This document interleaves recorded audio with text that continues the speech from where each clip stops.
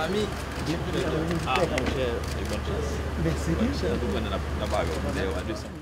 J'exhorte les fonctionnaires du MAV, c'est le diminutif du ministère des Haïtiens vivant à l'étranger, à collaborer étroitement avec ce nouveau titulaire qui aura besoin de leur support pour mieux appréhender sa mission à la tête de ce ministère destiné à s'occuper de nos millions de compatriotes vivant à l'étranger.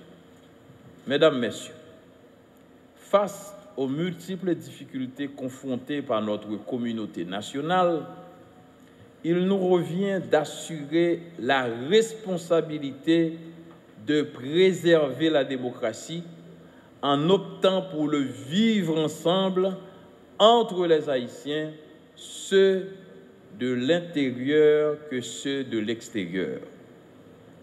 Pour ce qui vous concerne, Monsieur le ministre, il s'agit de se mettre à la tâche et garder le cap sur les objectifs définis par le chef de l'État et moi.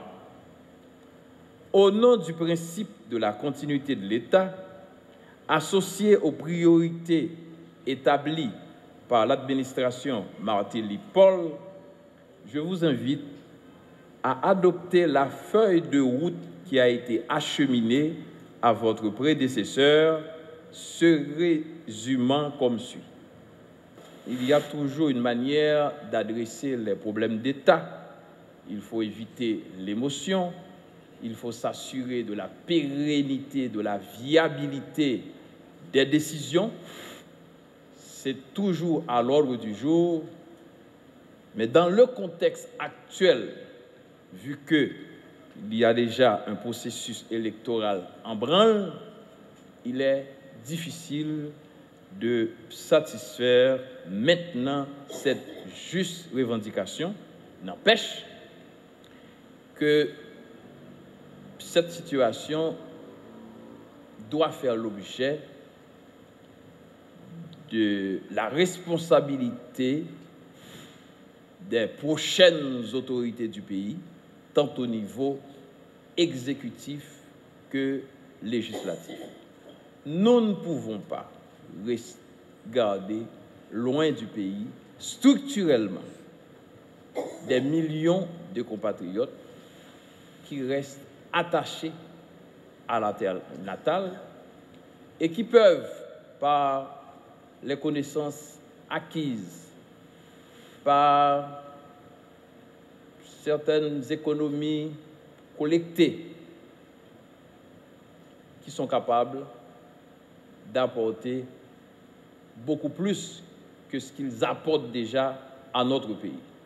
Le vivre ensemble veut dire, pour moi, considérer l'ensemble des facteurs humains et matériels qui peuvent conduire valablement à la refondation d'Haïti. Nous comptons sur vous, nous voulons collaborer avec vous, même loin du territoire d'Haïti, vous faites partie de l'État haïtien parce que justement, vous contribuez par vos transferts en soutien à vos familles à l'élaboration du budget national. Merci de votre apport, merci de votre soutien. Nous vous considérons très sincèrement comme partie intégrante de la vie nationale de l'État haïtien. Ma nomination à ce poste se fait dans un esprit de continuité manifeste du président de la République, en accord avec son Premier ministre et au même titre que toutes les obligations majeures auxquelles ils doivent faire face. Ils entendent que le sort de la diaspora haïtienne soit une préoccupation quotidienne à l'interne.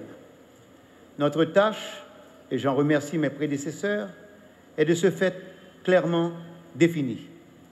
Elle passe par un ensemble d'objectifs généraux qui sont dotés d'une carte d'identité nationale, ceux des Haïtiens vivant à l'étranger qui le souhaitent, accorder aux Haïtiens vivant à l'étranger le droit de vote lors des élections en Haïti, On va y travailler, il faut commencer aujourd'hui. Permettre aux Haïtiens vivant à l'étranger d'élire leurs représentants au Sénat et à la Chambre des députés. Ce processus est en cours. Ces objectifs ont été définis lors des maintes séances de travail tenues avec les diverses communautés de la diaspora haïtienne. Il nous faut aujourd'hui leur donner vie. À cela, je voudrais ajouter un quatrième objectif: mettre sur place une structure d'accueil pour les plus défavorisés. Hélas, tous nos fils ne connaissent pas un sort heureux. Certains se laissent tenter par les sirènes de l'argent facile que promet la délinquance. Au lieu de fréquenter les universités, ils vont à l'école de la rue, mais cette école est sans pitié, ailleurs comme ici. Lorsque, vaincus par l'adversité ou tout simplement déportés, ces jeunes se retrouvent dans nos murs, ils sont très souvent animés de sentiments de révolte, d'envie, de revanche contre une société qui, croient-ils, ne leur a pas donné leur chance. Quelles que soient les raisons de leur retour et quel que soit l'esprit, l'état d'esprit dans lequel ils se trouvent, la pire des solutions est de les livrer à eux-mêmes.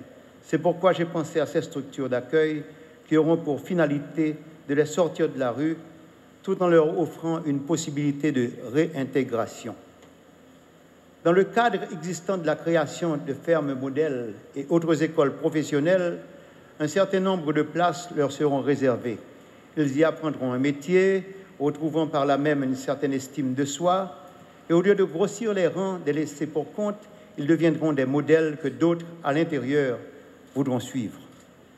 Enfin, il nous faudra œuvrer à trouver une solution légale et définitive à l'épineux problème de la double nationalité. Il est grand temps, en effet, que ces Haïtiens, dont l'apport financier et économique est capital pour la survie de notre pays, puissent bénéficier de leurs pleins droits civiques. Il est grand temps également que toutes les conditions soient mises en place pour que le pays tout entier puisse profiter des investissements, de l'expérience, du savoir-faire, de la compétence de ces femmes et de ces hommes qui souvent brillent à l'étranger, tandis que leur pays d'origine les boude. Notre mère patrie doit savoir accueillir à bras ouverts ses filles et ses fils de l'extérieur. À leur tour, ces filles et ces fils de l'extérieur doivent savoir se faire accepter. Il s'agit là d'un devoir de fusion qui passe par l'apprivoisement des uns par les autres. À eux d'apporter la nouveauté, à nous de rappeler la tradition, jusqu'au moment où rien ne permettra de distinguer les uns des autres.